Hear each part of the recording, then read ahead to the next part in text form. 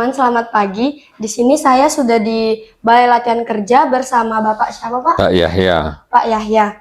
Kalau boleh tahu umur Bapak berapa, Pak? 55 tahun. 55 tahun. Jabatan Bapak di Balai Latihan Kerja ini apa, Pak? Kepala UPTD BLK Provinsi Jambi. Kepala UPTD BLK. Bapak durasi menjabatnya dari kapan, Pak? Kalau durasi Bapak ini dari tahun 2019 sampai sekarang, Februari 2019. Oke. Jadi kita langsung saja.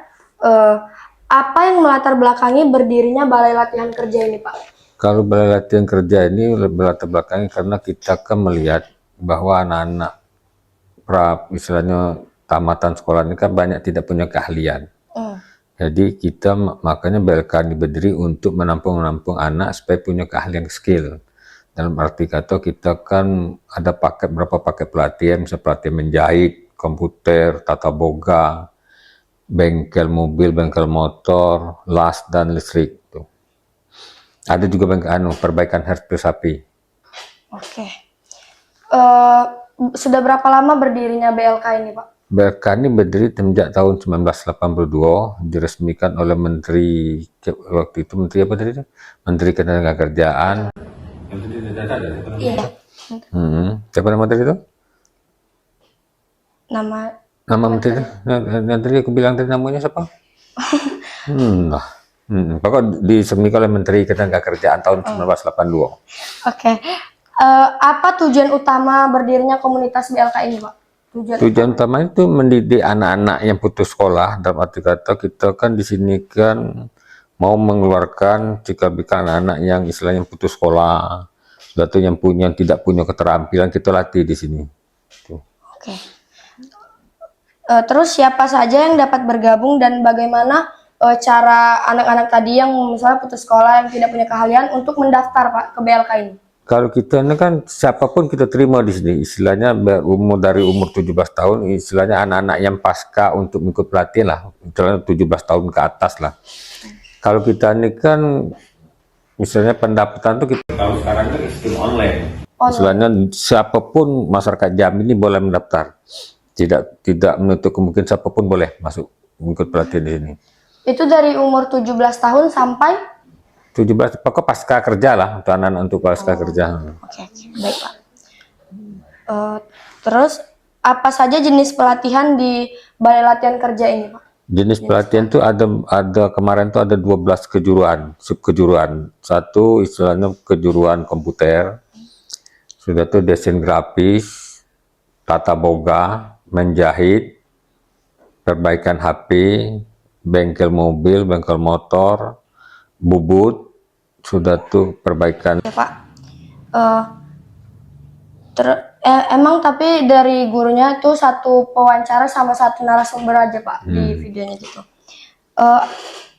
Apakah Balai Latihan Bekerja ini bekerja sama dengan perusahaan untuk penempatan kerja lulus peserta? Kalau kita ini kan kita mengharapkan anak-anak yang kita latih ini kan istilahnya tuh dapat ditampung lah di perusahaan-perusahaan macam listrik, di PLN, bengkel mobil, bengkel motor di showroom kan. Kita bekerja sama dengan perusahaan-perusahaan.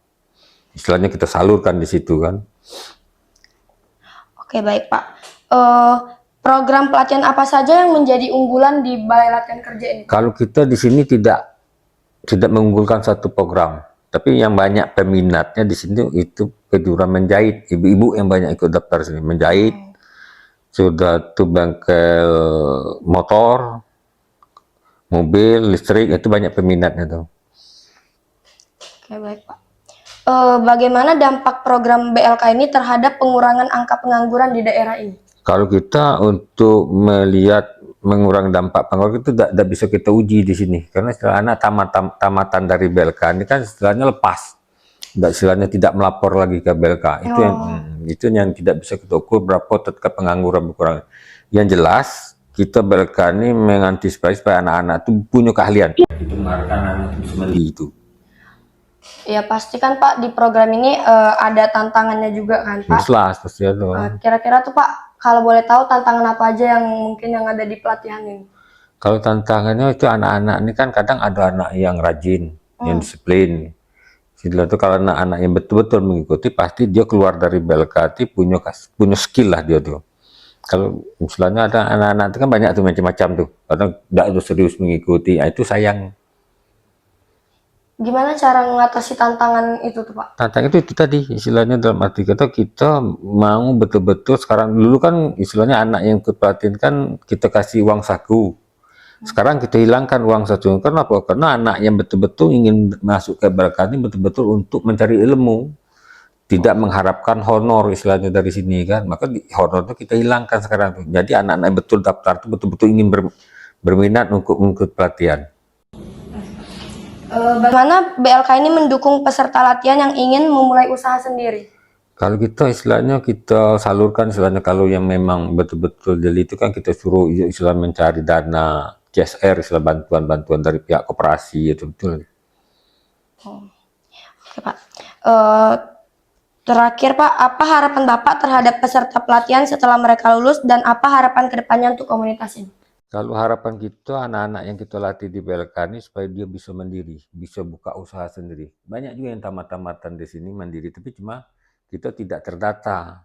Cuma anak-anak yang sudah tamat itu istilahnya dia tidak melapor lagi ke sini. Sedangkan kita kan untuk mendata itu kan perlu dana. Jadi itu dana yang tidak tersedia untuk kami. Jadi banyak juga misalnya macam bengkel HP, buka showroom HP, anak-anak yang tamatan di sini ada tuh. Bengkel motor, bengkel mobil itu ada tuh. Jadi itu harapan kita supaya yang betul-betul tamat dari BLK itu bisa mengembangkan diri lah. Selain bisa buka usaha kan. Tadi kan itu untuk pesertanya Pak. Kalau harapan Bapak untuk komunitas ini ke depannya? Untuk BLK nih? Iya. Kalau kita mengharapkan BLK ini, pertama kita mengharapkan tenaga strukturnya bertambah. Karena tenaga struktur kan dari tahun 1982 sampai sekarang kan tenaga struktur kita kan berkurang, banyak yang pensiun. Makanya kita sekarang nih masih memberdayakan orang-orang yang pensiun untuk mengajar di sini. Kita mengharapkan lah istilahnya bantuan dari Pemda, di mana istilahnya pegawai-pegawai ini yang ingin jadi struktur bisa kita bantu untuk mengikuti pelatihan di luar Jambi ini supaya dia bisa menjadi struktur di BLK kan. Itu kita kekurangan struktur sekarang. Kira-kira anak yang sudah lulus itu Pak bisa nggak jadi struktur tenaga kerjanya itu tadi? Bisa anak-anak yang tamatan sih bisa kita kami berdayakan juga, misalnya istilahnya yang perbaikan HP, yang ngajar di sini yang pernah tamat, kita berdayakan anak-anak itu. Oke. Baik Pak, tadi pertanyaan penutup kita. Terima kasih Pak. Ya. 2000 tahun kemudian, satu lagi yang abadi. Saking lamanya narator yang lama menjadi lelah karena menunggu mereka mengganti narator yang baru. I'll be popping bottles, sparkles and champagne. VIP my section, royalty looking sexy, you know that be my name.